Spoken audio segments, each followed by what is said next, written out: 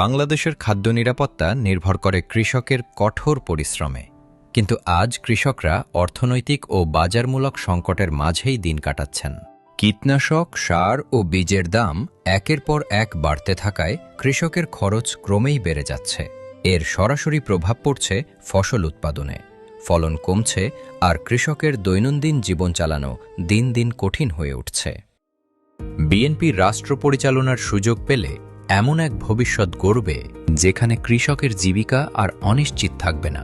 সে লক্ষ্যেই বিএনপি চালু করবে একটি কৃষক কার্ড। কৃষক কার্ড হবে কৃষকের অধিকার নিশ্চিত করার একটি সরকারি সেবা। আর এই কার্ডের মাধ্যমে কৃষকরা পাবেন ন্যায্য মূল্যে সার, বীজ ও কীটনাশক। দ্বিতীয়ত, কম খরচে কৃষি যন্ত্রপাতি ও প্রয়োজনীয় সহায়তা।